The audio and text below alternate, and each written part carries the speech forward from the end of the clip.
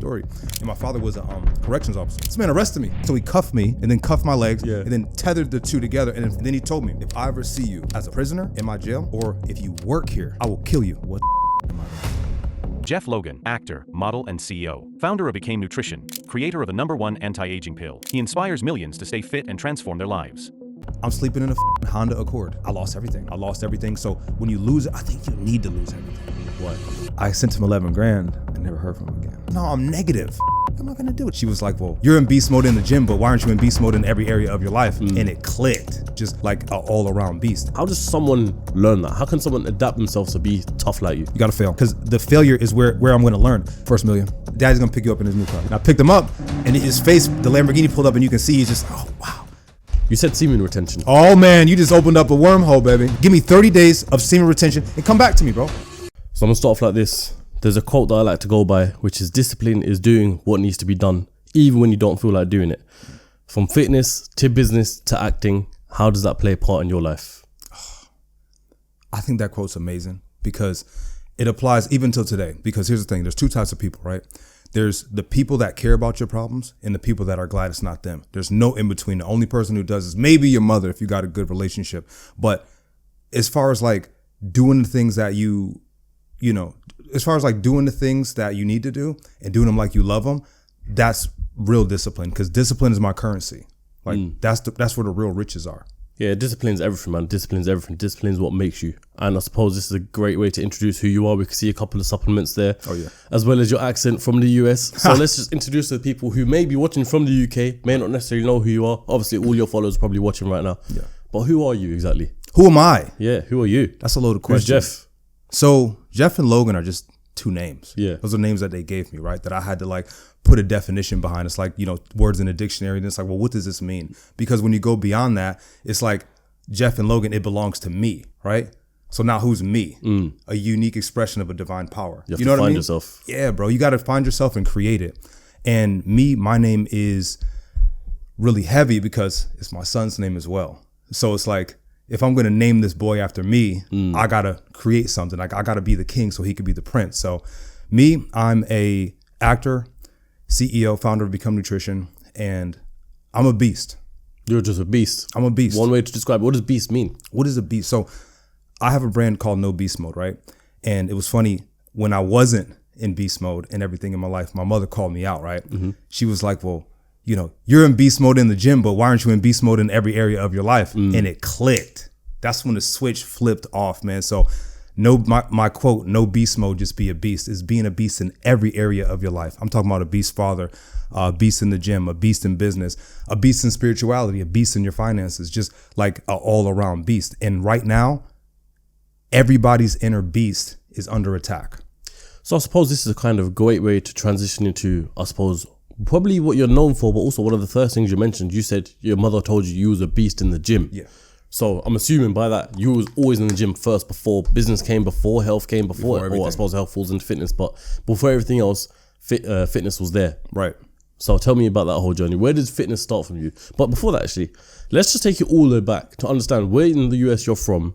Talk to me about your upbringing, how it was, because I suppose depending on the state, you can paint so many different narratives. Yeah. You know what it feels like? It feels like I've lived a bunch of different lives because like I have a little bit of this, a little bit of that. And even we'll go into later about like jobs that I've worked like every job, So it's funny. And it also relates back into acting, because like acting isn't just like superhero, like you're Captain America, everything. Like, no, there's normal roles. There's the guy at the coffee shop. There's the guy here. There's the guy there. So like I can relate to a lot of things that I've done, from delivering pizzas on foot to making millions. But I'm from Rochester, New York, upstate New York, not the city. And Rochester, at one point, we had the highest murder rate per capita. Okay, is it okay? Yeah, meaning like it wasn't that many people, but the murder rate's up.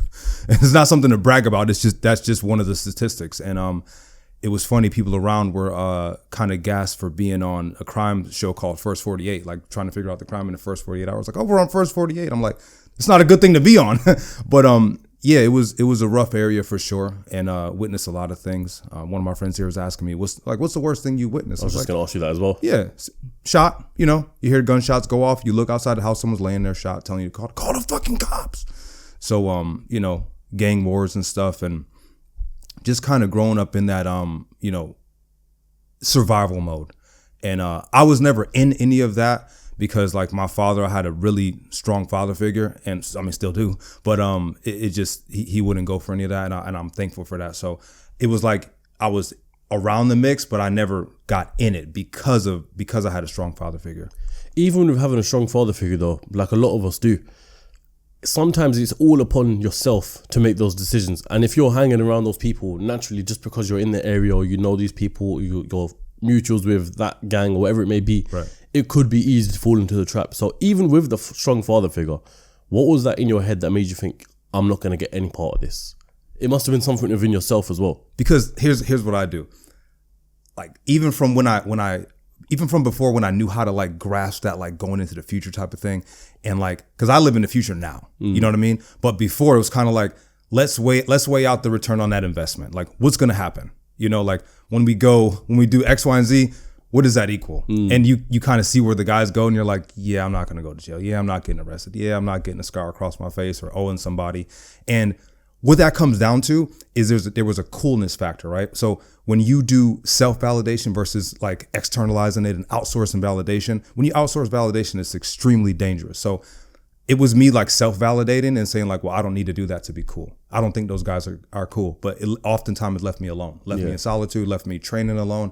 But it paid off now because where are those guys now versus where I am? It's not even a question. Fairs. And my father was a corrections officer. So what's that exactly? Like a CO in like a jail. Like, yeah, in the jail like a guard or something like that.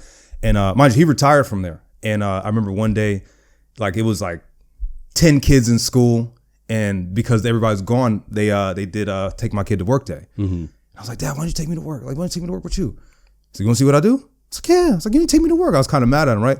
This man arrested me. Full on, bro. I mean, he's like, you want to see what I do? You was going to say he just took you to the prison. No, bro. He cuffed me, then he cuffed my legs, and he tied so he cuffed me and then cuffed my legs, and then tethered the two together and then fucking hugged me on the banister. So that's what I do all day. That's what I do, and you better not ever get arrested. And then he told me, he said, if I ever see you as a prisoner in my jail, or if you work here, I will kill you. Why? He wanted me to be better than him. So I couldn't even work there. It was like if you get arrested here and end up here, or if I see you fucking applying here, I will kill you. And just a quick one to paint all this picture. At what age are you at this point? Oh man. Are you talking teenage years? Just hitting puberty, like. Oh really? Okay, so this just getting your testosterone. You think you're tough? Like, I ain't tough. So your dad arrested you pretty much 11 years old. Yeah, man. and that sends a message, and you're like, man, I got to be great. You know what I mean? So I mean, granted, that was a very rough, interpretation, and he'll probably watch this and go, oh man.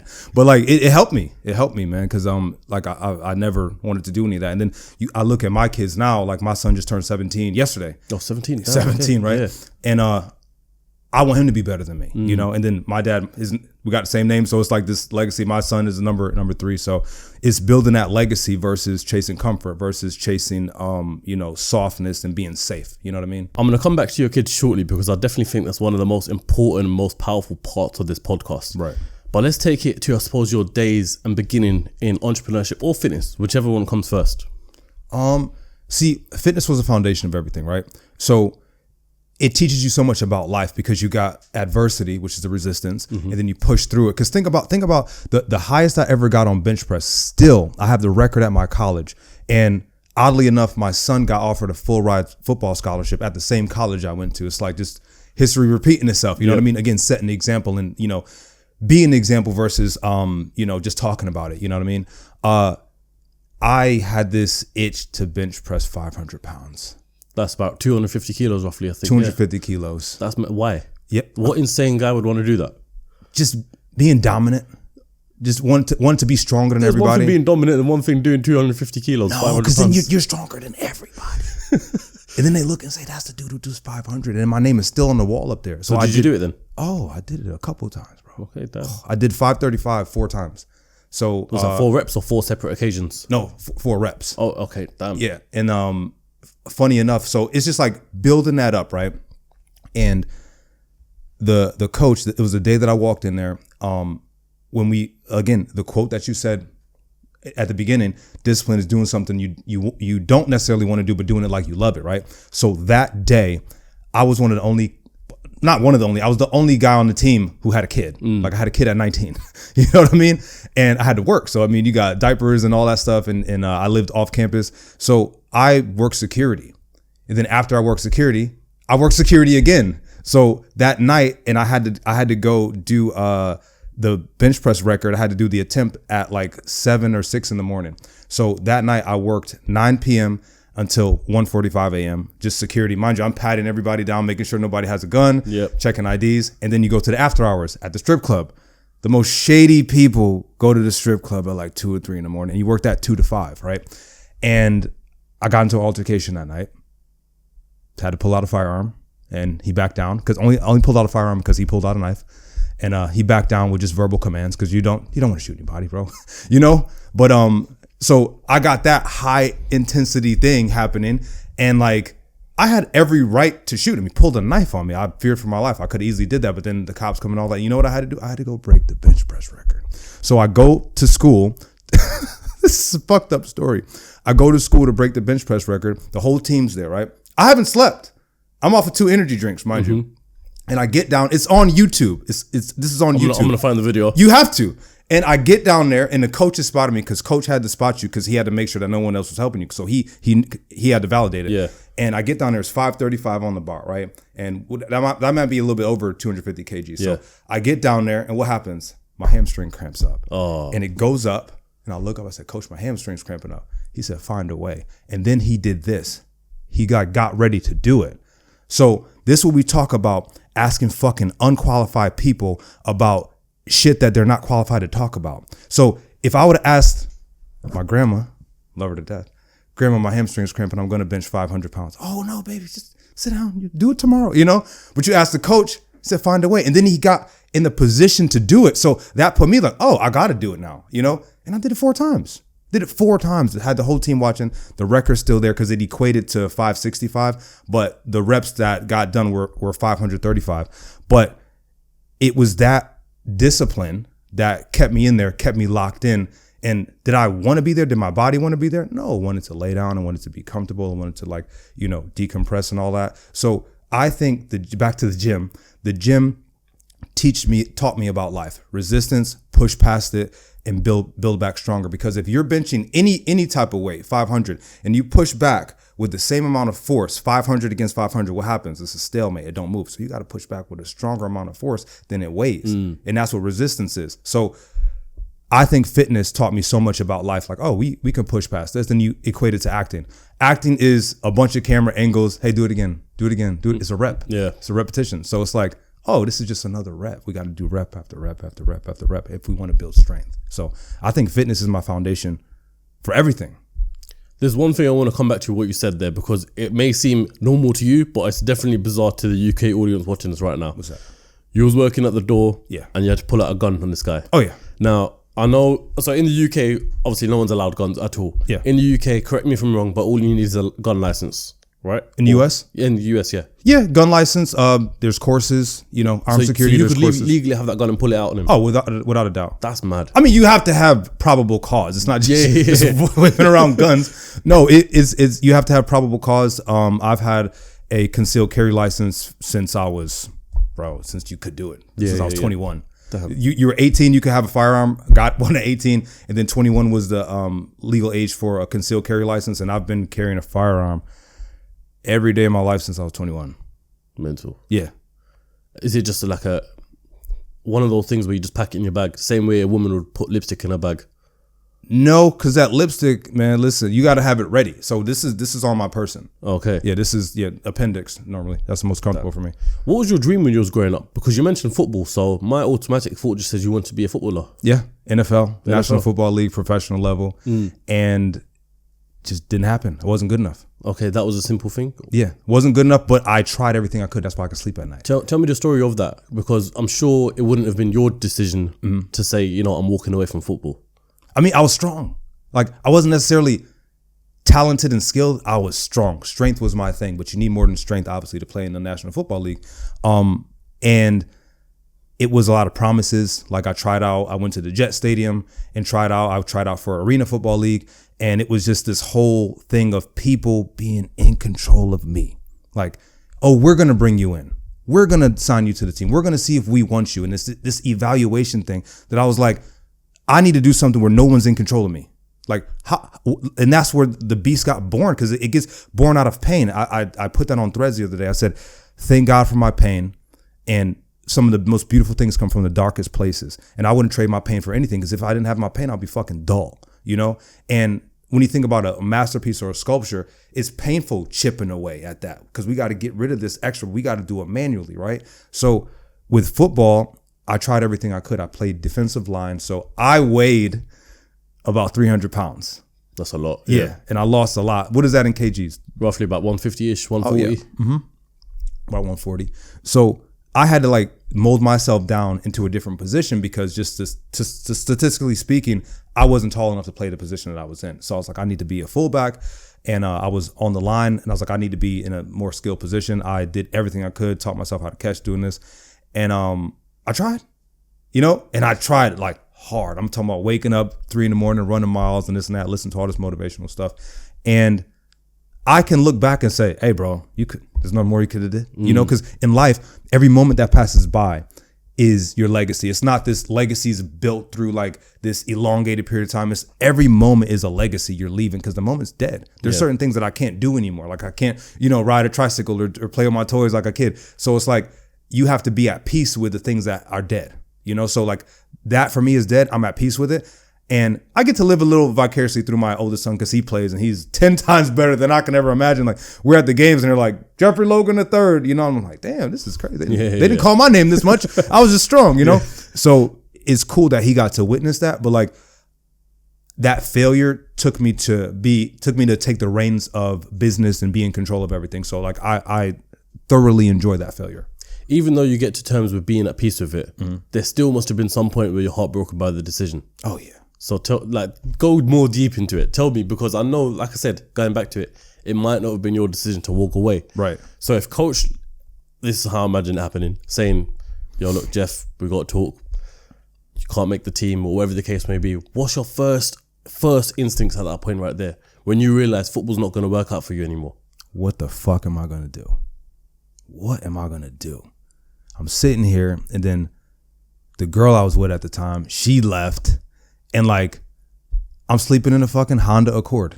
They got Hondas here? Yeah. I'm sleeping in a Honda.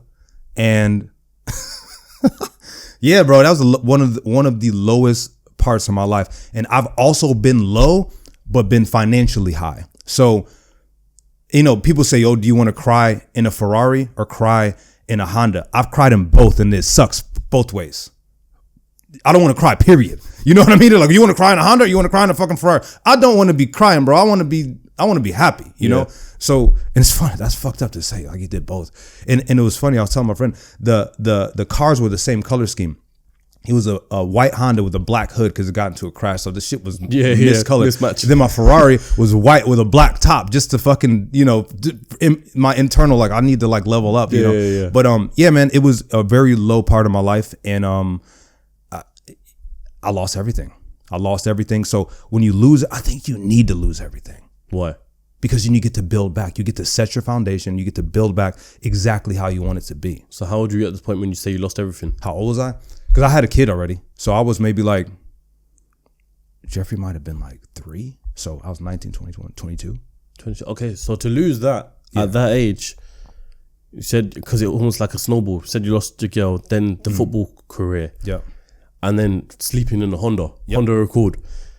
At 22 years old, that can, I don't want to use the exact words, but that can put anyone in serious position. Use the exact words. What exact words? Just top someone's life off, essentially. Yeah. Because you know what? It's easier to do that.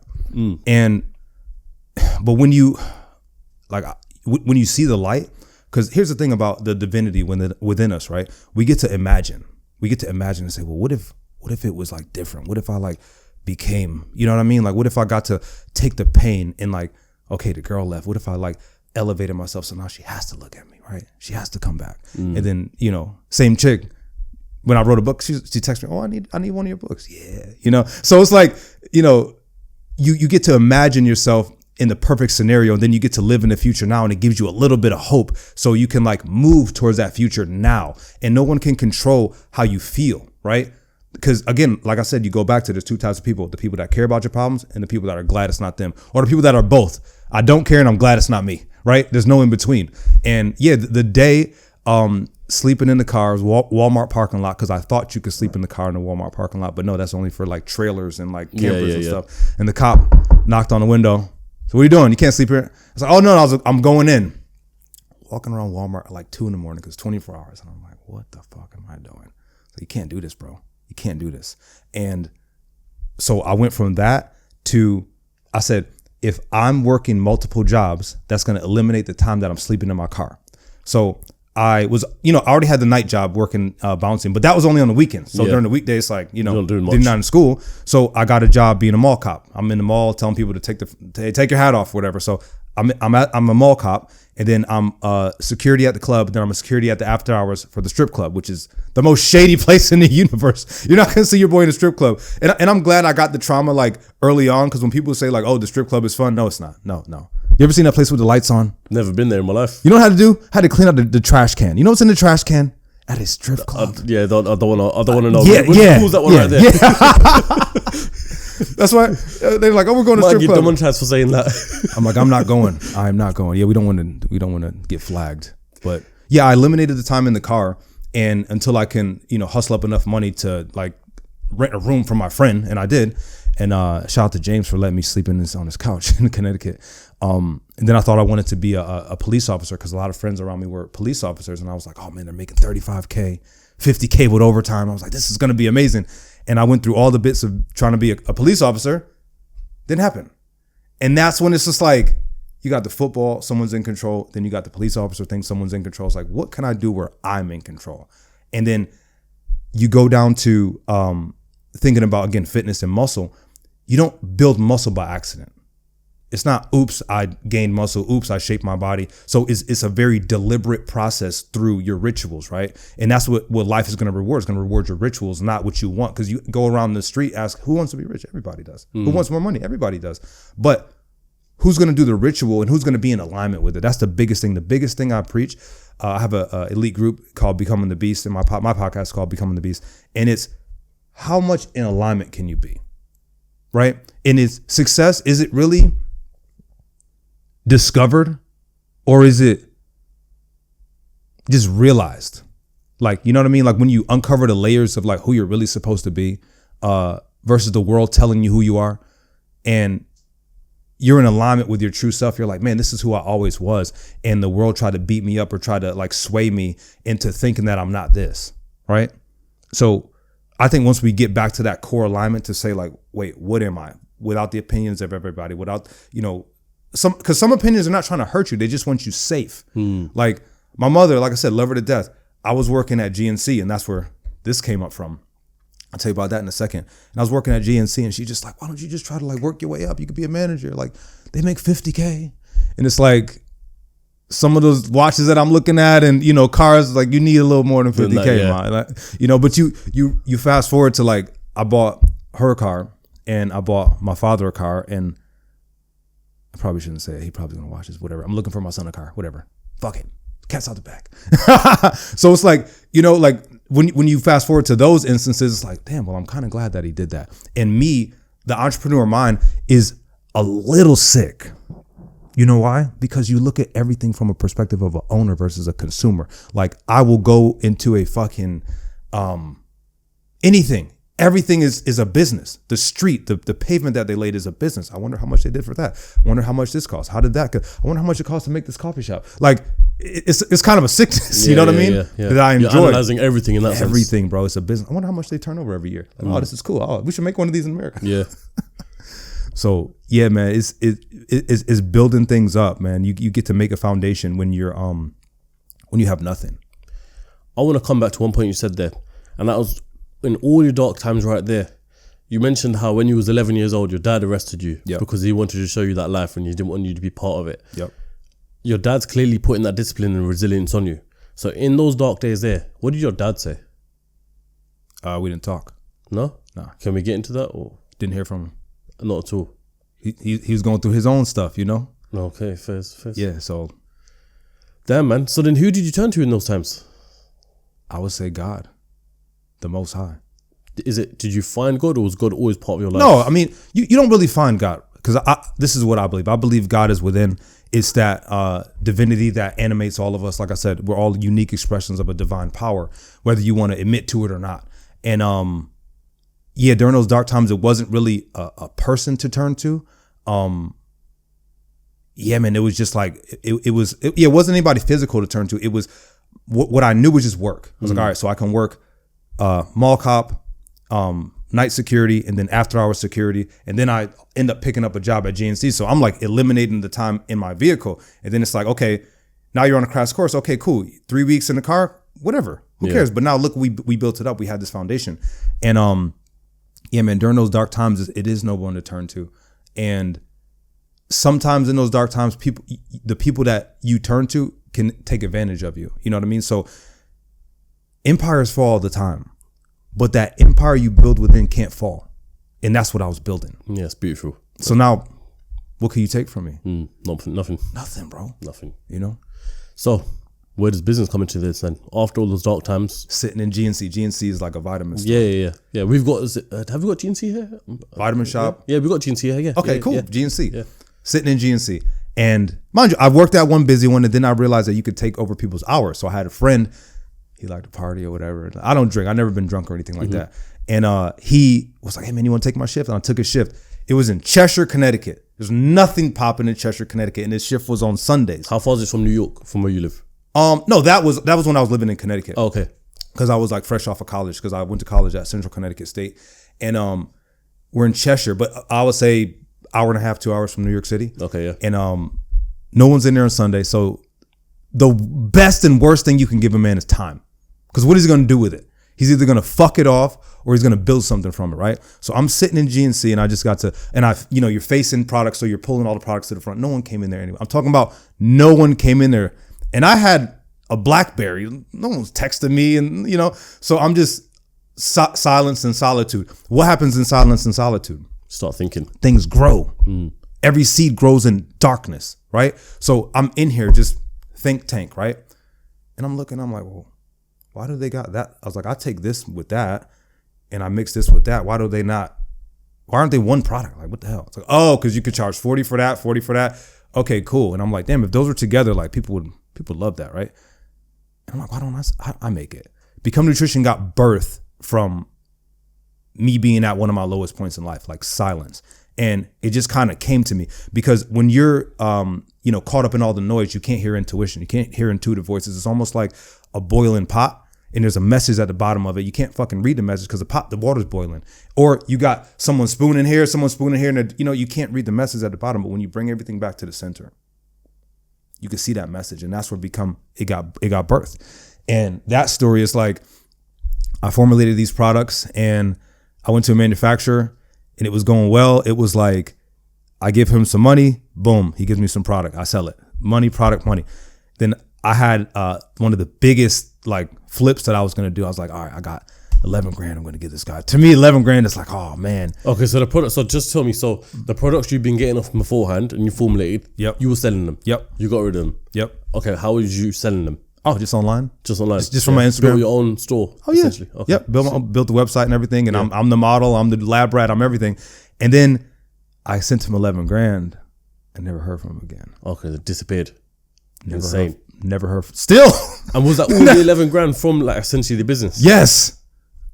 So you just took everything. He took everything, dude. So I'm like, and I'm fulfilling it now. I had an apartment, so I was doing it in the basement of that little townhouse thingy, and like I was taking orders. So when he took the money, bro, I had to refund people because it's rolling. I'm like, all right, just give me 2 weeks to give you guys your stuff.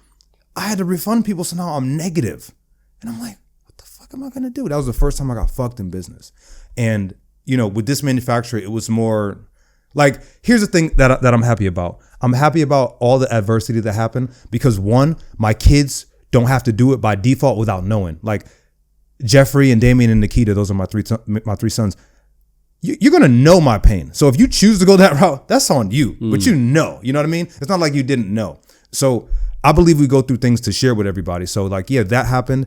And then the brand almost got canned, but luckily I had I did online training. And, I'm training people online. So I had to like, make another business that like kind of helped this. And then I ended up getting another manufacturer and like, here we are. But we have products like Be Clean, right? Be Clean. Someone told me not to do it. And they're like, oh, no one's going to buy that. That's not hot in the market. What is it exactly? It's a $3 million product, bro. Okay. It's made like 3 or 4 M's right there. It's self-respect in a bottle. I don't sell supplements.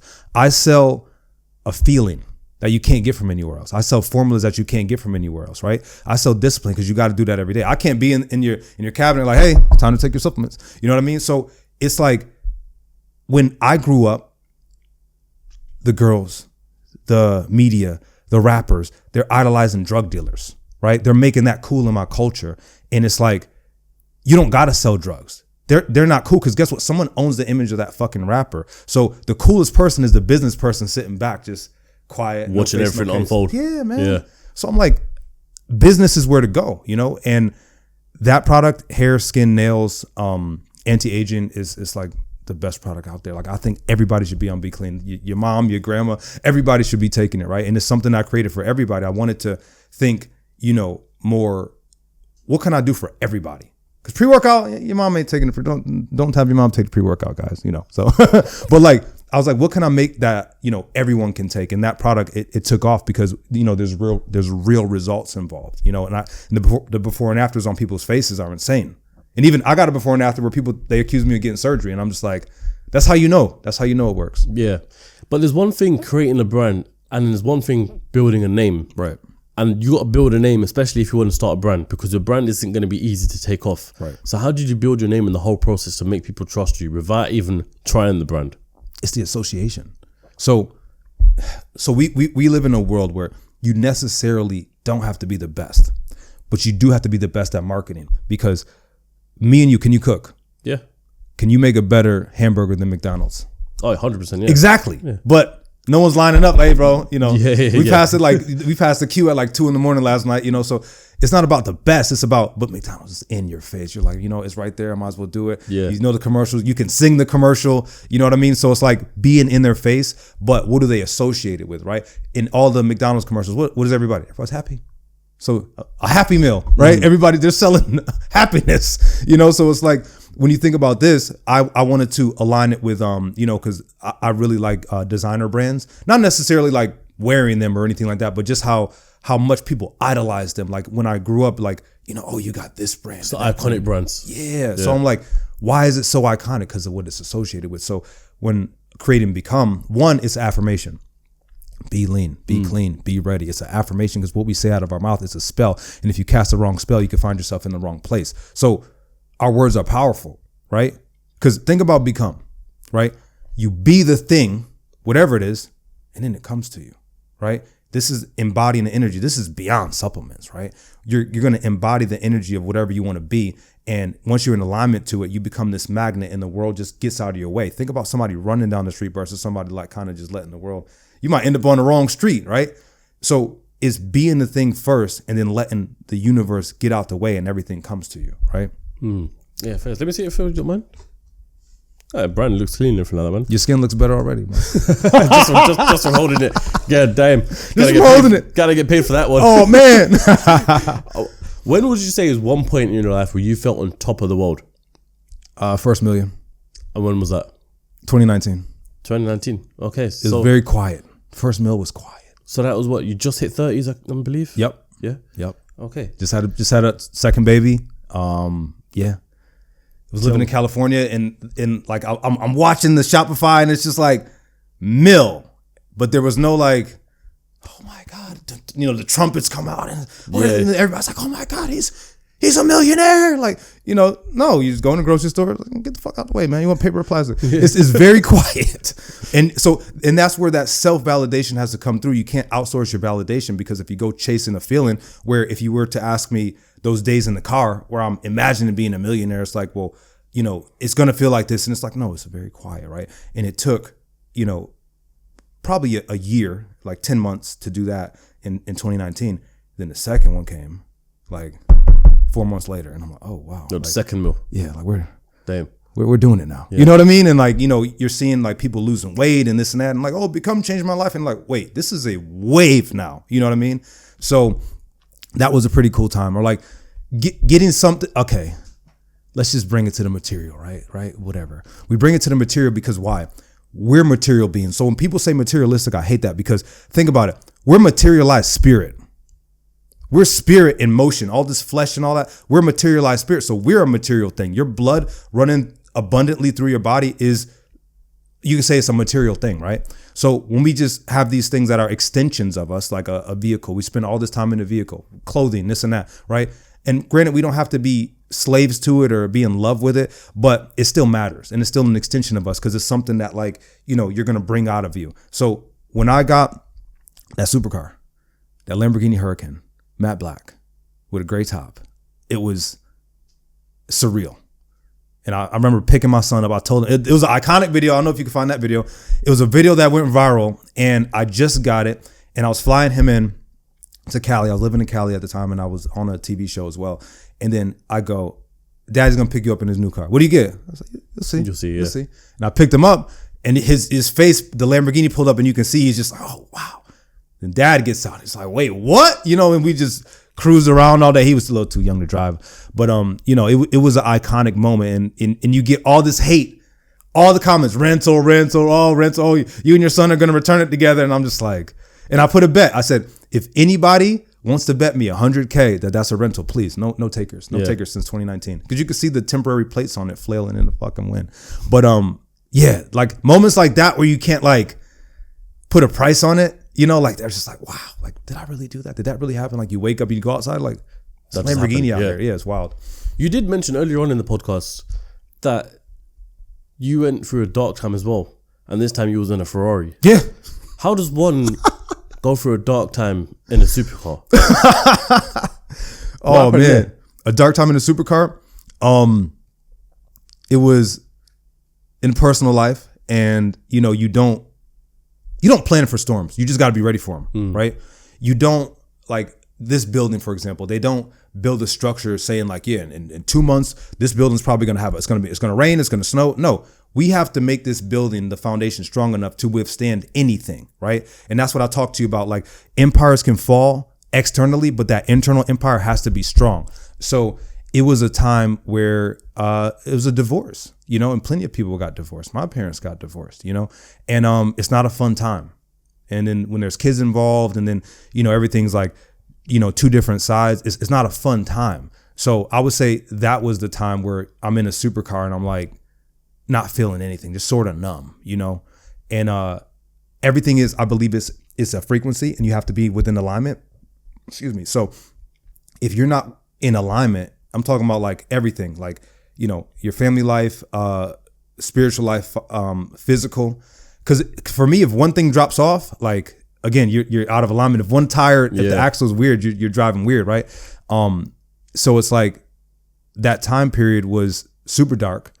Obviously got through it and all that, but yeah, that was the time. It was a divorce. Yeah. Yeah, no, okay, we won't go too much into it, but through all dark times, through all sad times, there's always the lessons that can be learned. Yeah. What did you learn, and what can you remember from that time that you learned and has helped you in the rest of your life today? During that time, man, you got the good questions, bro. I would say during the dark times, I would say you have to stay focused on the light. Because it's so easy to focus on the darkness around you and you stay there versus like, wait, I think I see a little bit of light over there. I'm going to go that way. Right. And fuck all the, can you say fuck on here? Yeah, you said it, though. Oh, dang, bro. But I'll be getting the zone, bro. So it's like a lot of people, it could be worse. I'm not focusing on it. It could be worse. Let's focus on the outcome, right? And like I said, living in the future now and saying like, okay, well, this happened, so I'm not going to let it define me. I'm not going to let this shortcoming, this, this adversity define me versus like, again, it's resistance on the bench press making me stronger. What do I do in the meantime, right? And it's also, it's not living in reality. It's creating it and bending it to yourself. So it's not like, woe is me, this will happen to me, X, Y, and Z. Because bro, good or bad. Like I said, the same thing, good or bad. When I said there's two types of people, the people that care, the people that don't. And the same thing, good. You get a Lamborghini, people that don't care, people that want it to be them. You know what I mean? It's the same thing. So you're going to go in the grocery store and go throughout your daily life the same way. So I would say when you realize like how alone you are and how like no one's coming to save you, and you're like, man, like I'm going through this pain, and like, what am I going to do with this pain? What am I going to tie it to? And I'm thanking God that I'm blessed with this pain, that I get to let it mold me. So I would say just reframing the pain and making it work for you. Not saying like, oh, there's pain knocking at my door. Like, no, come in. Let's sit down and talk. Let's see the source of this thing, and what can I tie this to? What can I tether this pain to, and where is it going to take me? Because the emotions are always taking you somewhere. Yeah. Right? And then, like I said, we live in this world where they're trying to control the beast. What does everybody want to do when they go to like, you know, these countries where you can see the tiger? They want to go to the tiger. They want the tiger to be docile. They don't want him to be a real tiger. They want to, take a picture of it, let it be on morphine or whatever the thing is that just calms it down. No, tiger's not going to move. The real beast, bro, when you really let that inner beast out, and you can get through anything. I think you get to a point where you're like a SUV, right? You're not just a supercar where you're just good for the track, but once you get into the mud, you're done. Yeah. No, you got to be an SUV. So any terrain we can go on, again, a strong foundation, and being an SUV, that sport utility vehicle, you can go over any terrain. So I think it's just reframing everything. It taught me how to reframe, bro. Honestly. Reframe is the best thing. Do you know what I'm thinking for all this right now? I'm listening to your incredible story. We've heard about the brands, we've heard about the gym, we've heard about the breakups, we've heard about the high lifestyle. Where the heck does acting fit into all of this? Honestly, because I'm just thinking, where does that come about from? But this is what no beast mode is, being a beast in every single area, right? Yeah. So acting came about from like I was an extra on a show in 2015, and I was like, this is cool. What show was it? It was Gotham. Okay. So if you watch Gotham, like early on, you'll see me. I was a prisoner, like this big mohawk dude. I was just an extra. You know, that's been on my to watch list for like 5 years straight now. Really? Oh, you got it. Yeah. Great show. Yeah. I ain't doing shit, and I'm just an extra, bro. I'm not speaking or anything like that. And I was like, man, I want to do this acting thing. And then how did that come about though? Let's just talk about that. How did the extra role come about? Casting website, nothing crazy. Okay, that's what it was. But like the bigger roles were, they found me on Instagram. So I'm in LA, you know, you're at the parties and you're seeing people, and it's so common. You're seeing like celebrities, right? And you're like, oh, they're right there. We're at the same restaurant. We're at the same grocery store. Oh shit. So it makes it more real to you. And for me, it was a day I tried out for some TV show, and I bombed it, bro. Oh man. I'll practice it without the paper. And I'm like, you know, cause I told you, you break out of that NFL thing. So I'm like, I'm never going to be controlled. I'm in control. Right. So I'm studying the thing on the paper, and then I get in there and they're like, take the paper. And I'm like, no, I practice without. They're like, yeah, we changed it. Oh, damn. This is the SUV, right? Here we go. We got to, adversity. So I'm reading the paper and I'm like, and they start laughing. And I'm like, bro, fuck. I'm sweating, right? Bombed it. And I leave and I'm like, fuck this acting thing, bro. I left in a Lamborghini. Yeah. And I drove to Vegas, and I was like, I'm not even a fucking actor. I do fitness. I sell supplements. Like, and I drove to Vegas, and I'm at this buffet in Vegas, and just kind of like, and that's the thing, when you let go of things and let go of expectations and all that, you open yourself up to what it could be. And I get a call, everyone should try out for this thing. And I was like, I don't even care. I was like, give me the script. And I read it. Bro, I read the most, I didn't give a fuck, right? Yeah. 30 minutes later, you're hired. We loved it. And I'm like, wait, but I'm not an actor. So I called my acting coach, Bernard G. Bernard G, I love you, bro. From Philly. He flew right down, and like the first thing he did, I'm like, bro, they gave me a script. It's like a phone book. How the fuck am I gonna remember? I was like, I'm the main character in this fucking thing. He's like, put the script down, bro. He's like, get into character. And I'm like, I don't got time for this shit. So the first thing we do, hey man, order a sandwich in character. I'm like, oh, now I'm getting it. He's like, all right, walk across the room like him. Oh, now I got to embody this. We go back to become, right? Change your whole image essentially. Man, yeah. So, and that happened. We get on set. I'm scared to death. And he said, you always want to go a little bit too hard. It's almost like you're on a treadmill, right? If you're on level 15 and then the director tells you, hey man, you're going too fast. Come to level 12. Oh, I got this. Versus you think you're going fast. I'm like, hey, can you speed it up? And you're like, oh damn, I thought I was doing it. But that show double crossed, It did really well. It went to number 1 on the network. It recently got sold to a larger network for a double-digit million. So we did something right. You know, there's a fan base for it. So it's cool, man. And like I said, it's like repetitions, and you get to use your creative juices and let them flow. So it's like I'll be in between takes, like posting on like, hey, we got a sale 2 for $60. Be calm, and then I'm FaceTiming my kids, and then like, you know, reprimanding them and stuff. So like it's just being a beast in that moment to the fullest extent that you can go. Like, it's funny because you was once in that Lamborghini driving back thinking, you know, fuck this, I sell supplements, I'm the fitness guy, why do I need to do acting? Right. To now when you're talking about it now, it seems like you really love it. So tell me how you actually feel about acting now versus then. Oh, now versus then. Now it's like, it's an art form. I've got a whole different respect for it. Like I thought like, okay, I'm going to get this and then get that and then get this. It's like, no, wait, like you can be good in a role, but someone else can be a better fit. I'm like, oh wow, now I'm seeing it's a puzzle. It don't matter about you. Even if you're an actor, it ain't your job to like, you don't take control. You know who's in control? That director. Like, because you can come like, okay, we did a film, Deadly Getaway, where I'm the killer. And shout out to Bernard G, my guy.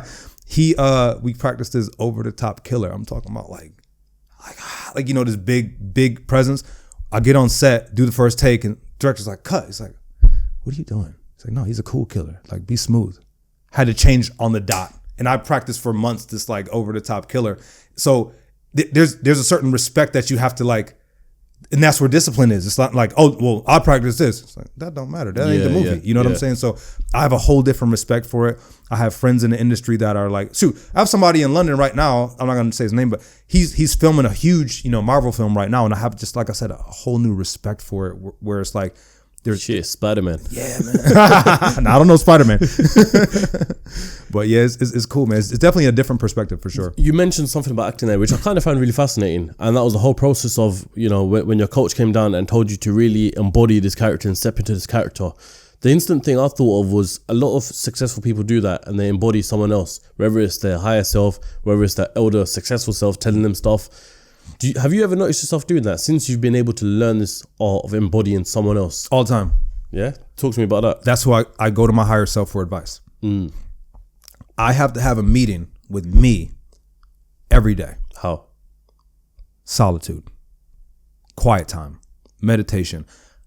Just like the body has to rest, the mind has to rest and not think about anything, right? And also have to be with myself in order to hear myself, because my inner voice is going to be the loudest one I hear. And I have to make sure that voice is not, I have to make sure I'm not talking to myself through somebody else's voice. Because I did that for decades. And you got somebody else like pretty much has a fucking chain on you, right? And they're in control of you. So every move you're like, what are they going to think of me? What are they going to think of me? You know, or you hear their voice echoing. So I had to make sure, I had to fucking take back my voice, right? So I don't mind solitude. I don't mind being by myself. I'll fly to London alone and just do. Like, I love that, you know? So again, that's when I went into, outsourcing validation. My validation is internal, you know? So, and I think like the modern man today has become softened because energy is wasted in so many different directions. When you don't waste your energy, you just reuptake it, right? You reabsorb it. And I don't think people spend a lot of time with themselves because you're not going to spend time with somebody you don't like. So I've molded myself into somebody like, hey, bro, I look in the mirror. What's up, bro? You know, like, oh man, this guy again. You know, I molded because I didn't like myself, man. So I had to mold myself into somebody that I liked, and now we're chilling. We're chilling. Do you think it actually, because a lot of people would hear that and be like, you know, this is just all spiritual talk. It doesn't actually No, because look, you go into this, right? You make a decision and you say, like a girl, right? My DMs are flooded, packed everywhere, right? And you say, okay, somebody wants to hang out with me. We got the Ceocast in the morning, right? Your higher self does a Ceocast. It gets 100K views.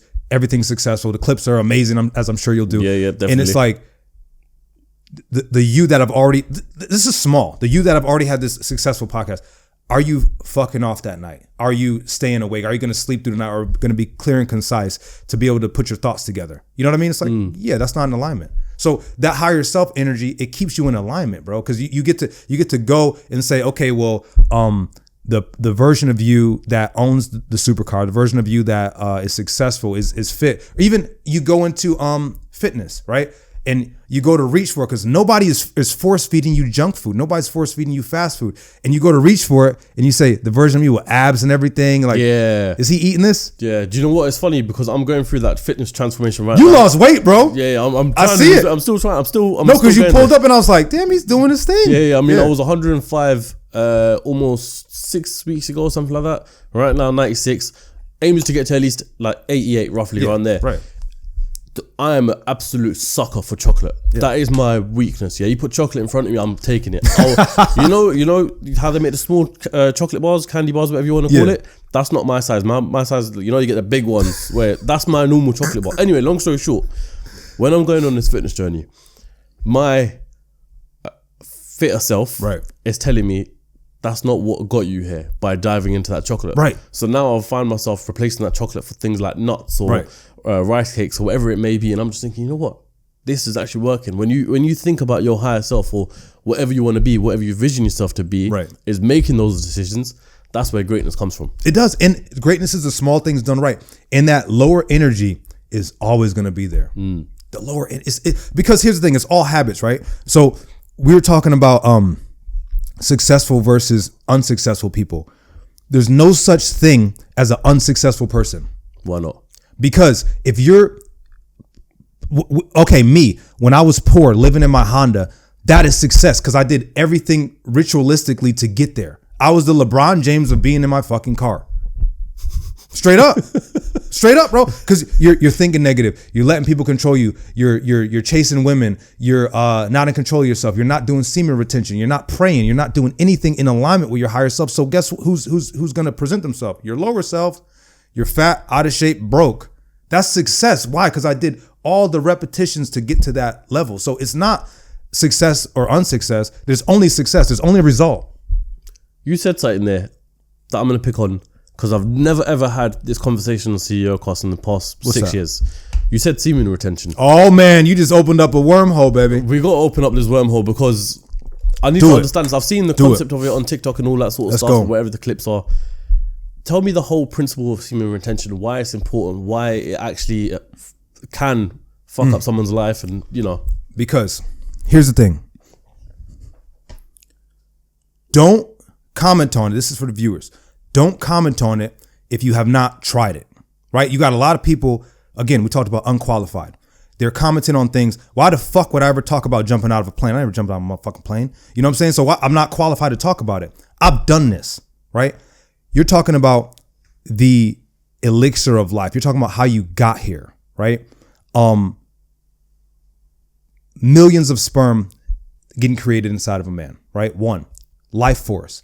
And when this is retained, there's a maturity level of sperm, usually 60 to 90 day range, right?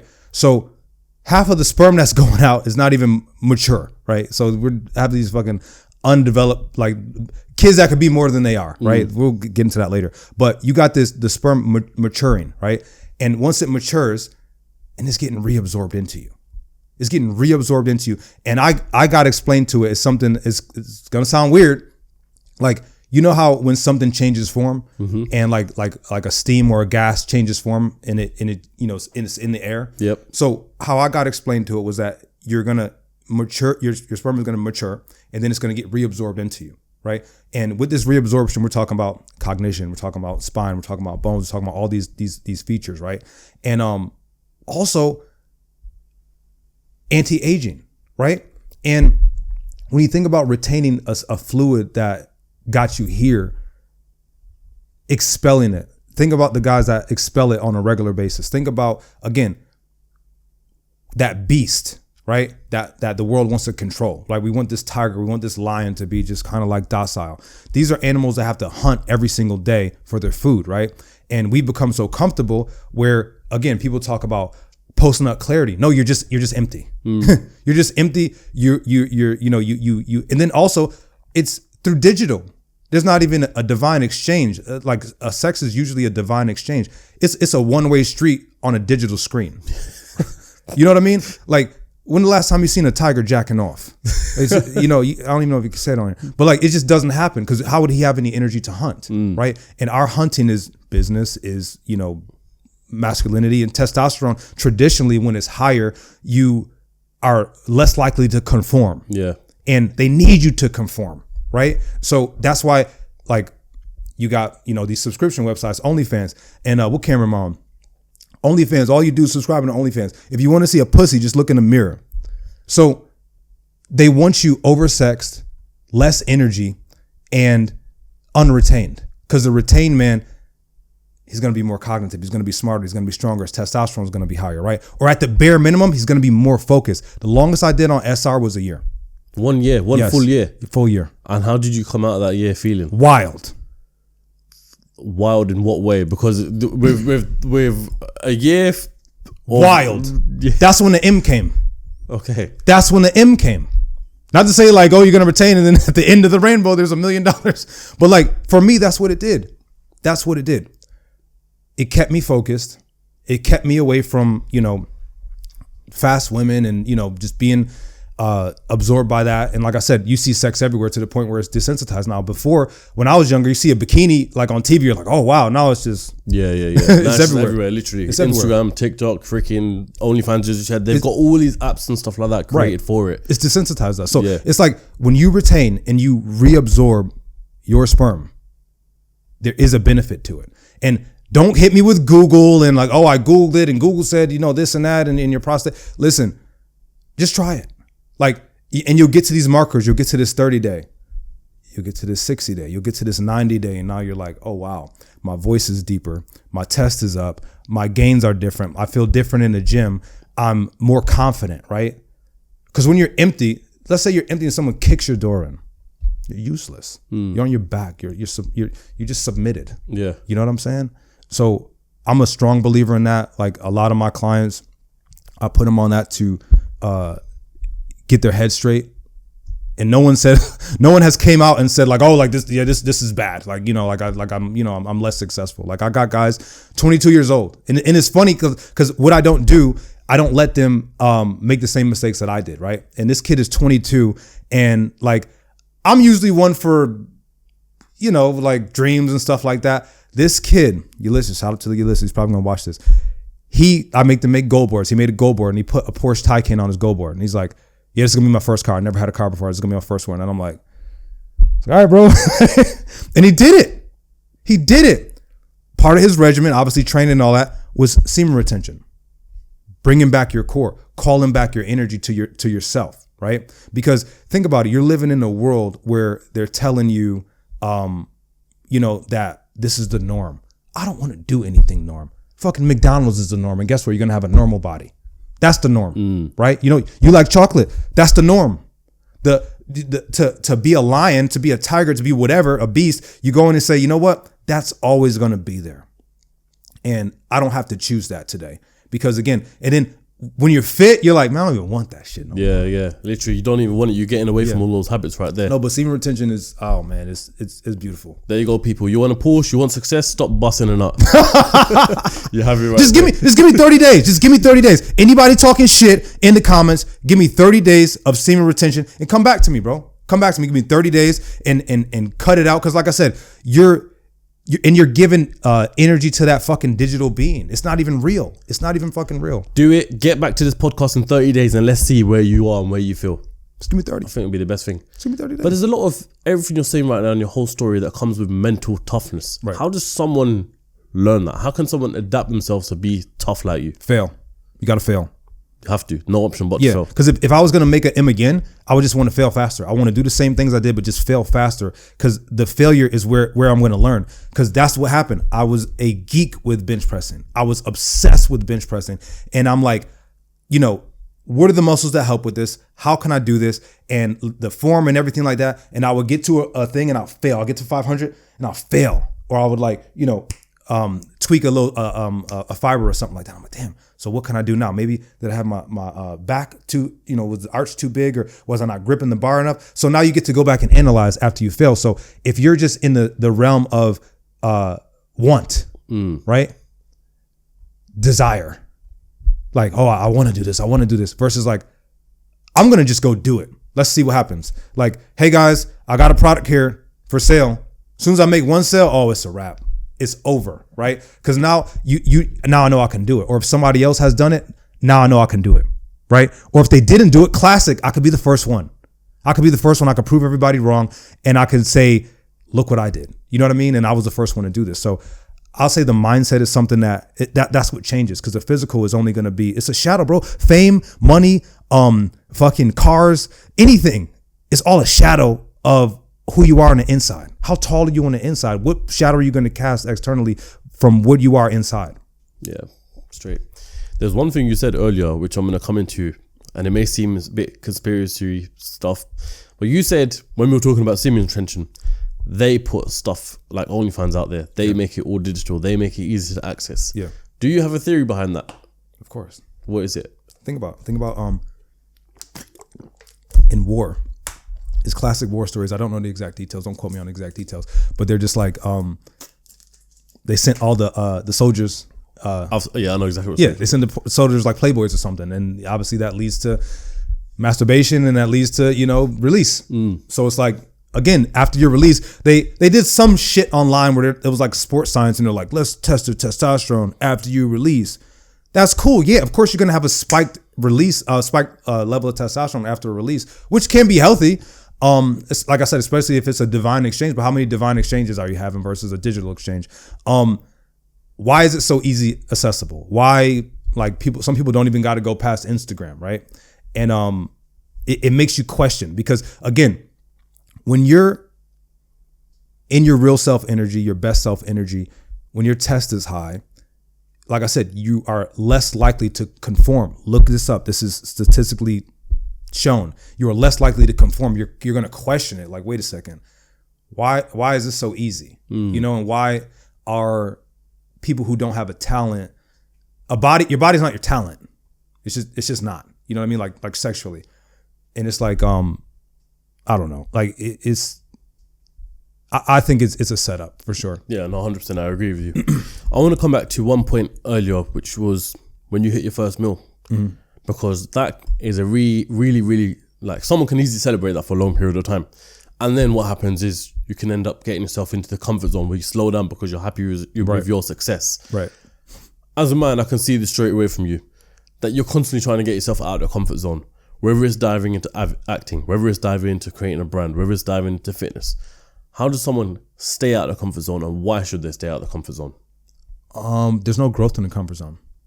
And I'm not talking about your home life, like sleep on the floor, even though I've done that before. Fuck, man. I love being uncomfortable, man. Yeah, you're gonna be coming like Liver King, where you said sleeping on concrete. I'm comfortable being uncomfortable. I purchased the largest home I've ever purchased, and whereabouts? That was in upstate New York, and it was marble everything, and like the first night I slept on the floor because, like, I don't know it. Like, I got there and I was like, you kind of get there and you're like, well, I'm not like scathed or anything. Like, well, damn, it's kind of easy. What else can we do? That's my mentality. It's like, well, damn, what else can we do? Like, if you are anticipating, if you're in a fight and you're anticipating someone to hit you harder than they do, and they hit you and you're like, oh, okay. Like, all right. So I think my life is like that, where I'm rolling with the punches and it hits. Then I'm like, oh, that wasn't shit. You know what I mean? Like, let's keep going. So I don't think the comfort zone is any place for growth. And there's just always more to conquer. And like I said, when you retain your energy, you have more energy to expel on different places, right? Because if anything, you're exchanging, like, just going back to semen retention a little bit, you're exchanging, like, everything we're doing, we're dying. We're moving towards death. So the biggest thing is, how do you want to die? How do you want to die? Today, I want to hop on a Ceocast. Then, we probably grab something to eat because fasted right now. And then boom, there's another interview. You fast as well, yeah? Oh yeah, for sure. There's another interview. And you know what I mean? Like, so it's how do I want to die today? How do I want to die today? And there's no room for comfort in that. And then you meet people who are doing more. Oh man. Like, oh man, like if you, it's the environment. If you put me around like Olympic sprinters, I'm not fast by any standards. And because me and my son had a bench press competition, and someone's like, race him. I'm like, I ain't racing that boy. I know he's fast. Yeah. But if you put me around those Olympic sprinters, I'll at least be faster than I was. I'm not gonna be faster than them, but again, in that realm.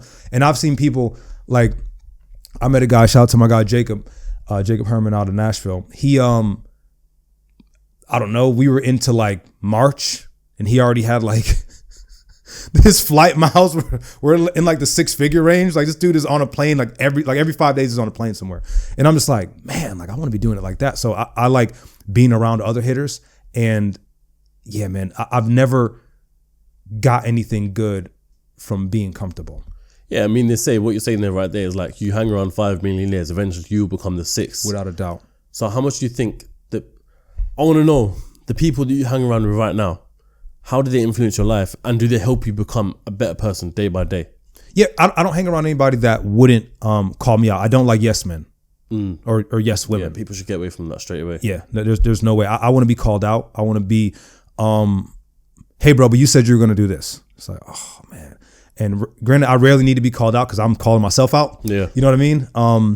And yeah, bro, the people that I'm around, I'm not around a lot of people now, you know? So like I spend a lot of time alone and, but the people that I am around, the few and far in between, one, we pick up right where we left off. And two, they are successful. They are a millionaire in some respect, not necessarily financial, but like they're a millionaire in something. I like being around millionaires. Like let's say my mother's a millionaire in compassion, in grace, in, being calm, remaining calm in crazy situations. So like, it's not necessarily like, I don't want to be around, I done did it. We done been on yachts with people and this and that. Like they're not necessarily the people that I want to be around. So it's like, they have to offer some value in my life where I'm like, man, I need to learn something from you. And it's not necessarily money. I've been around a billionaire. He was great. Adam, shout out to Adam. I love you. He's from upstate New York. Adam was, oh man, when he talked, everybody's just like, everything he's doing, he's dropping gems, man. It's like, you don't get to be around that every day and you go be successful from that. But no, it's like few and far in between. It has to be a real honest, like the people that I'm around are real honest people, man. And you just know right away when you're spiritually aligned, when somebody's misaligned, it doesn't mesh at all. Yeah. Let's come to a point where, I mean, look, your whole life has changed constantly over the years. Right.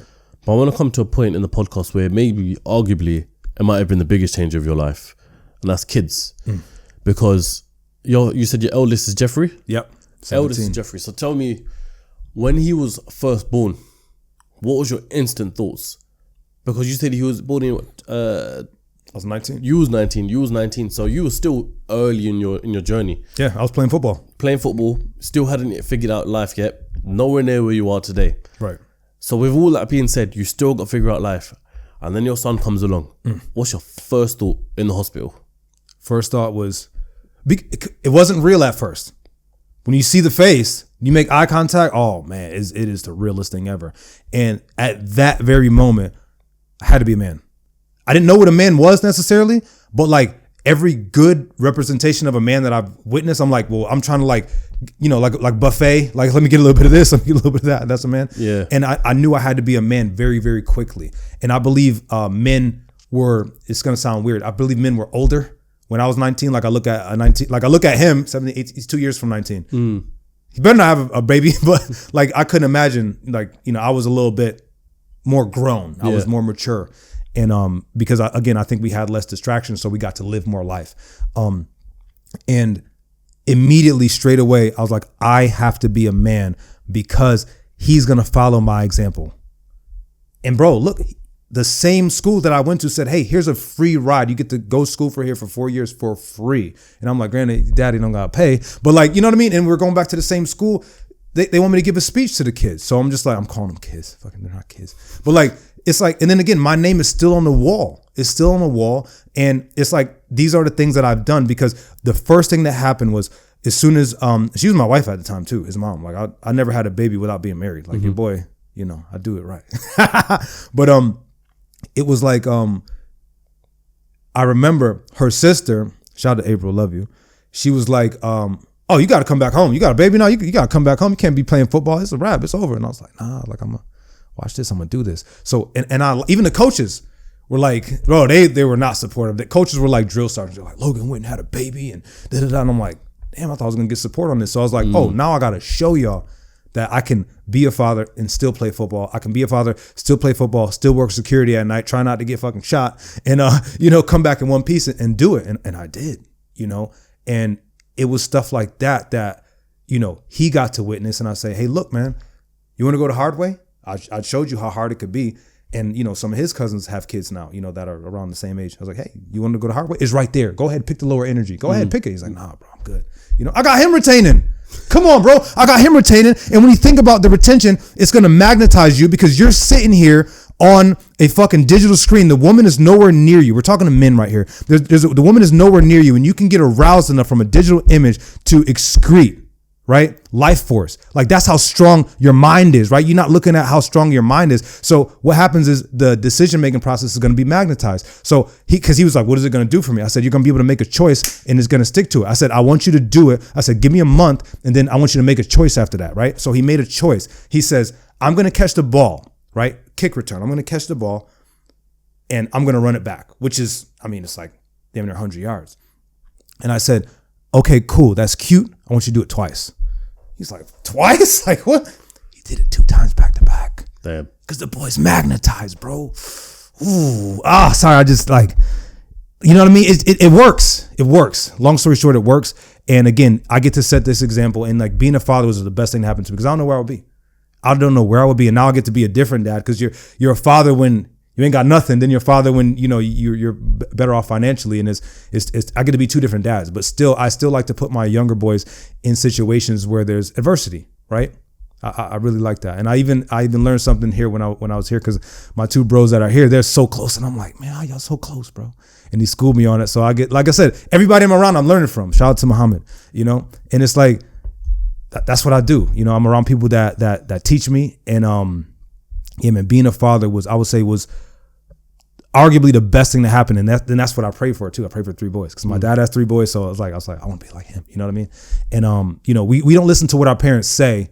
We watch what they do. And, again, Jeffrey came in one day, he's turning 16. He's just like, Dad, can I get a tattoo? And I'm just like, a tattoo? I was like, you gonna be like, what I had to do? I had to create jobs. And I was like, I had to, experience all this adversity. And he's like, well, how old were you when you got yours? And I'm like, 16. Damn, he got he got me, bro. So I took him. Really? Okay. No, but we made a wager. We made a wager. Straight grades. I was like, straight B's. You don't gotta get straight A's. So give me straight B's, and have a really good football season and stay focused. And I was like, we'll go together. And we went to the guy that did me. So I was like, this is a full circle moment. But yeah, man, it was one of the best things that happened to me. That again, it is always in the back of my mind, and it gives me a purpose to move forward, and it gives me an example to set. And then you wanted to do it 2 more times as well after that. I'm a pro. Yeah. Pro. Nah, sick, man. Look, life's obviously taken a big turn for yourself in very, very great ways, but I'm sure there's always been its challenges as well. So apart from the times where we talked about that was already dark, maybe more recently, has there been anything that's made you, I wouldn't necessarily say dark times, but just really made you think and deep life for a minute? Yes, speed. When you think about speed and you think about different catalysts to speed up the reaction, like, what can I do to make this faster? How can I achieve this faster?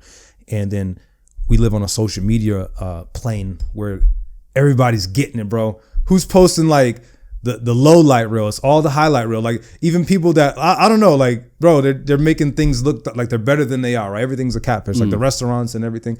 And then it kind of instills something in you to say, how can I achieve these goals faster?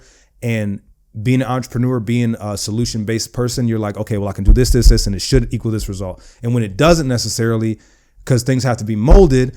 And again, if you're in this creative player game on the game, if you're in a creative player, and granted, in the game it's instant, but in life, you have to go through things. You want courage, you got to go through some shit where you got to exhibit courage. You want, faith, you want this, you want that. Like you have to go through things. We can't just get them instantly. So it's respecting the process is recently what I've been doing a lot, respecting where I have to be, and also not wasting energy and respecting the process of like, hey, this is not something quick you want. This is something bigger. Like, okay, you want fish and chips, it's going to be quick. You want like a really nice, well done steak or something, it's going to take a little bit longer. You know what I mean? There's a process. So Do you want something faster? You want something that lasts? Easy. Yeah, it's a good one to put right there. How old are you right now? 36. Let's imagine, or actually no, you don't have to imagine because you're probably in your head right now when you look in the mirror. Jeff at 50. 50. Your higher self. Chilling. Where is he? What's he doing? What's his life look like? I'm in Barcelona, bro. Cuban cigar. My son's in the NFL. The little ones are going crazy. They might be flying over. That's me right there. Is that the dream there, yeah? Yeah, so because when you build a business that, you know, like we're talking about exits now. You know what I mean? Like it's real. They offer me too low, but you know, it's like now it's real things. And but the thing about me is like I'm already thinking like, okay, once that exits, what's the next one? What's the next one? What's the next one? But no, me at 50, let's see, 36. Yeah, Jeffrey might have a kid. I might be a grandfather, bro. Jesus Christ. I didn't think about that. Yeah, man, it's definitely still in the world of discomfort, and I think that the main part of discomfort will come from is training. Like that's where, you know, it's not like I said, sleeping on the floor, and like I'm not gonna tell you no fake shit. You know what I mean? Like no, I didn't sleep on the floor last night. I slept in a hotel, and it's like at 50, I would say my adversity, because I need it in my life, it would come from solving problems and also training. Like training would be something, because even my father, like I got a home gym in one of the houses, and like, you know, if I'm traveling, like my dad will, you know, hang out at the houses. It's big enough to hang. It's big. One time I called my mother and I was like, when you come? It was Thanksgiving. I was like, when you coming over to cook the food? She's like, I stayed here last night. I was like, oh, I didn't even hear you. Yeah. It's huge. And I go down there, and my father on incline had like 315. It's just sitting there, and I'm like, I didn't do that. Like who did? Like I know Jeffrey didn't do that. So he's in his 60s and still pushing it. Yeah, like we go out, he's getting hit on, and I'm like, you hitting on him, like, you know. So like, yeah, man, I think you reach to this point, and you're just like, okay, there's self-preservation, obviously through fitness and everything, and like you look at him, and I'm like, all right, like I'm good, I'm gonna be good as long as I take care of this. But yeah, me at 50, definitely traveling. I would say I'll be doing more, and I would say guiding more people for sure, because it's not about like how many quote unquote millions or what you can create. How many people are you like helping? How many people, because you're here, how many people are different? What does success mean to you now versus what did it mean to you back then? Because I feel like it'd be two completely different answers. Yeah. Damn, that's good, bro. Back then, I thought success was just money, because when I worked as a security guard. How much money? What was the figure? 6 figures. Okay, what? You're a billionaire. Okay, yeah. You can do it. And now anything you want. Now 6 figures. Now I'm just like, oh man. Yeah. Like, Jesus Christ. You know, because back then it was like, I remember I threw this guy out, and he's being disorderly, man. He's drunk, and that's another thing that turned me off from alcohol. I would see how drunk people get, and I was like, man, I never want to be like that. And also, I learned how to drive at 12, and I'm like, if I can't do something a 12-year-old could do, I don't want anything to do with it. And also I read about muscle growth. I was like, it can stun it. We already got delayed onset muscle soreness, and it can prolong it. I was like, I'm not going to be prolonging my muscle repair process with alcohol. And I threw the guy out, and he called me a racial slur. And after that racial slur, he paired it with, I make more money than you make in a week, in a day. And I'm like, oh, so I associated like, oh, the racial slur and getting treated bad is money thing. I was like, okay, cool, got it, whatever. And so I was like, oh, success is money. I'm reading like a book. We got a magazine publication called The Robb Report. And they got like Bentleys in there, and like, you know, Rolls Royce, and like all these watches and stuff. And like, I looked at that from the beginning, and I was like, oh, I got like, this is what they do. You know, these are the vacations that go on and this and that. So like, I would go around those areas, you know, and like I would be in the energy of it, because it's different. Air smells different. The mindset's different collectively. And I thought it was all money then.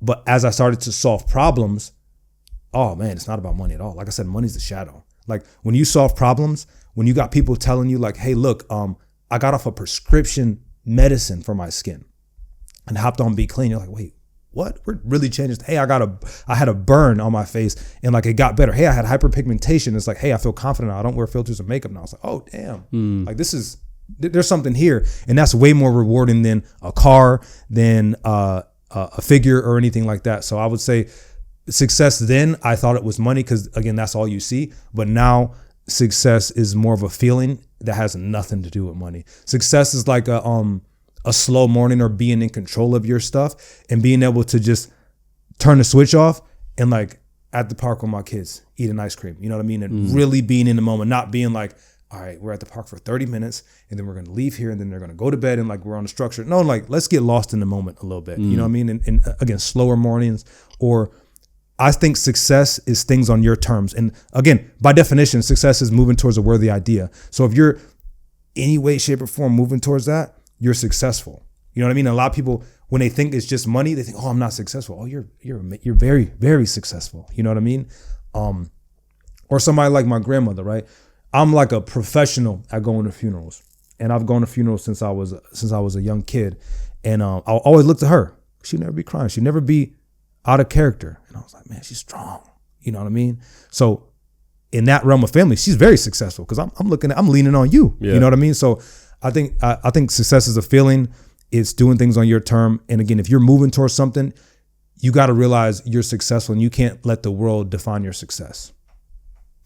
Let's just imagine for a second that all the content that you've got out here already has been removed or taken down for some reason. Taken down, yep. Everything's gone. Now, this is the only podcast that people have to listen by. Yep. What is it, your final message you want them to know? What is the message you want to give out to the world? And let's even imagine that your 3 sons are watching this right now at the age where they're trying to figure themselves out. What do you want to say to them? 1, eliminate doubt. Doubt is evil. Doubt is made up, and doubt is going to feed fear. So whatever direction you want to go in is the direction you need to feed, because that's what's going to grow. Whatever you feed grows. Whatever you put energy into grows. And how do you want to die today? Jeffrey, Damien, Nikita. And let that put you in alignment with every decision you make today. From what you put in your body, from what you put in your mind, what you consume digitally, what you consume physically. What do you want to be in alignment with? Because what you feed is what's going to grow within. And I would tell them, because again, I'm just talking to my kids, man. Never give anybody your steering wheel. Never let anybody direct you, drive for you. And you really have to define what you're going to do. And it's not for you to tell everybody. It's not for you to tell people, hey, what do you think about this? And because there were so many times where I waited for validation. I waited for somebody to tell me like, hey, it's okay. You got the blessing. You don't need the blessing. The blessing is from God, and God is within. So that internal fire, I would tell them, don't let your beast get caged. Because even Damien, he's a wild boy. Jeffrey was a little more reserved, observing things. Nikita, he's like me. He's an Aries. He don't give a fuck about shit. But like Damien's wild. And when I, step in for like, to reprimand him, or, kind of like, you go from the daddy tone, like, hey guys, sit down, to like, sit down. So, man. And some kids need that. Not a lot of kids have that, and that's where fathers come in. And it's like, you get nurtured from your mom, and some moms have to be both, but like, you can see where he's a beast and he's excited and he's talking and it's like, I try not to like impede on that, because I'm like, man, this kid's full of life, what I mean? And I'm not gonna be the one to rain on this parade. So when you get back to that youthful feeling, where you're really alive, that's when you're successful. That's when you're doing something. That's when you're in alignment. So it's easy to see where kids, they get the beast taken out of them. They get their spine taken out of them. So don't let anybody have your fucking spine.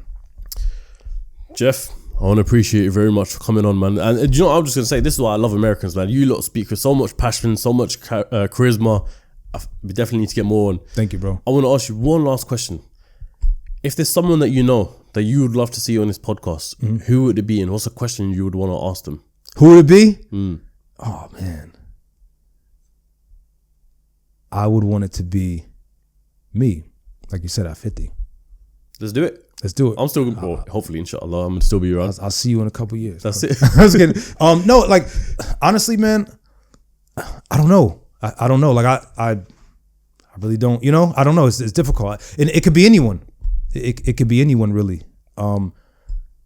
I think you should find somebody who was once really successful, but they're in jail, right?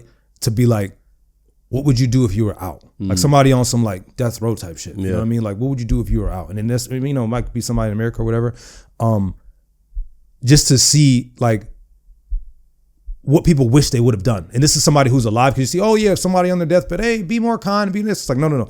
He's on his deathbed, but he's fully controlled. Like, what would you do? You know, like, I don't know. That's just, it's kind of fascinating to me. I watch stuff like that all the time, and you know, it obviously keeps me out of there. Like you think twice. Like, but yeah, man, I would say that's cool. And also for you, I'm gonna hold you to that 80 kg. 80 kg. Oh yeah. When are you gonna do it? What's the deadline? Oh, I said 88 kg. 88. I'll be flipping slim. 88. I'm gonna say by the. What's the deadline? Because you got to have a deadline. My deadline's December. December what? December 1st. What time? 12 p.m. See, you see how concise that is. You have to, because check this out. Like, if we go from an extreme example, I know we get out of here. If we go from an extreme example to say, okay, if somebody has one of your family members, look how deadlines make you work. If somebody has one of your family members held captive, and they call you, they phone you, right? That's what y'all say. Yeah. And it's like, yo, we need $1 million, or we're gonna kill him or her. But if they say we need $1 million by midnight tonight, or it's totally different. The person's still held captive, but that one precise deadline makes you move quicker, and it's insane how it does. You know what I mean? So it's like when we put precise deadlines on things, and then when we don't hit them, we have criteria to work with, like say, hey, why we didn't do it, and you get to analyze. But man, we got a deadline, and I'm holding you to that. Yeah, don't worry, we'll do it. Awesome. One last question. Yeah. If you could have dinner with someone, dead or alive, who would it be? Dinner. Man, you hit me with him, bro. Yeah, you just made me think right now on the spot.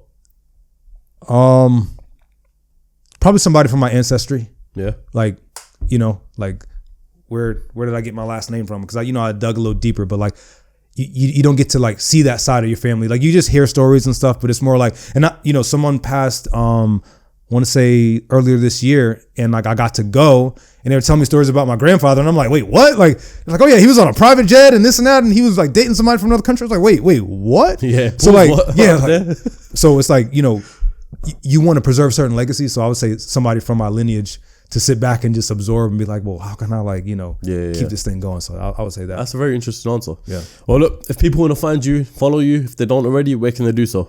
Just Jeff Logan on all socials. Yeah. Jeff Logan's Become Nutrition. So everything's going to be linked in the description. If you're watching us on YouTube, I ask you, please leave a like and please press subscribe. If you listen to this on Spotify or any other Apple podcast, wherever it may be, then all I ask is you follow, leave a review, give us 5 stars. You know how it goes. Other than that, I'll catch you lot on the next episode of Ceocast. Ceocast, baby. Thank you. That's it. Love, my bro.